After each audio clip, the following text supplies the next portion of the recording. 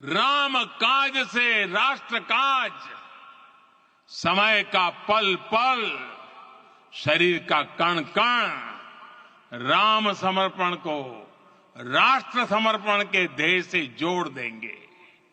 मेरे देशवासियों, प्रभु श्री राम की हमारी पूजा विशेष होनी चाहिए। ये पूजा स्व से ऊपर उठ करके समष्टि के लिए होनी चाहिए। ये पूजा अहम से उठकर वयम के लिए होनी चाहिए।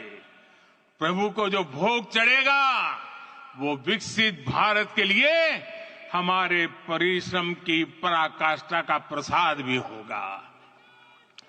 हमें नित्य पराक्रम, पुरुषार्थ, समर्पण का प्रसाद प्रभु राम को चढ़ाना होगा।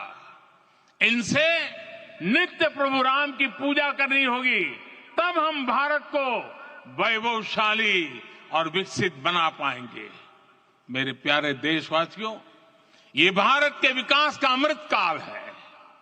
आज भारत युवा शक्ति की पूंजी से भरा हुआ है, ऊर्जा से भरा हुआ है। ऐसी सकारात्मक परिस्थितियां फिर न जाने कितने समय बाद बनेगी। हमें अब चूकना नहीं है, हमें अब बैठना नहीं है। मैं अपने देश के युवाओं से कहूंगा, आपके सामने हजारों वर्ष की परंपरा की प्रेरणा है। आप भारत की उस पीढ़ी का प्रतिनिधित्व करते हैं जो चांद पर तिरंगा लहरा रही है। वो 15 लाख किलोमीटर की यात्रा करके सूर्य के पास जाकर मिशन आदित्य को सफल बना रही है। जो आसमान में तेजस और सागर में विक्रांत का परचम लहरा रही है।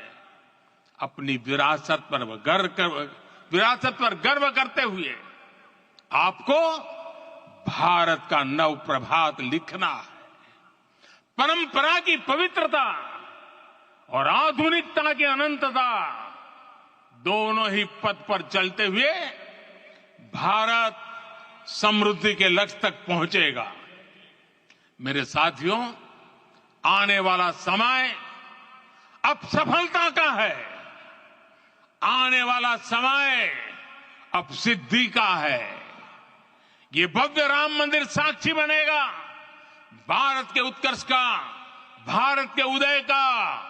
ये भव्य राम मंदिर साक्षी बनेगा भव्य भारत के अभ्युदय का, विकसित भारत का।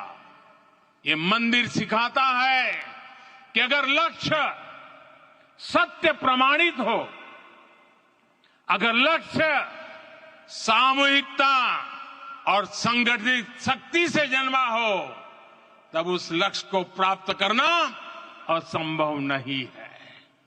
ये भारत का समय है और भारत अब आगे बढ़ने वाला है। शताब्दियों की प्रतीक्षा के बाद हम यहां पहुंचे हैं। हम सब ने इस युग का, इस कालखंड का इंतजार किया है। अब हम रुकेंगे नहीं, हम विकास की ऊंचाई पर जाकर ही रहेंगे। इसी भाव के साथ रामलला के चरणों में प्रणाम करते हुए आप सभी को बहुत बहुत शुभकामनाएं। सभी संतों के चरणों में मेरे प्रणाम।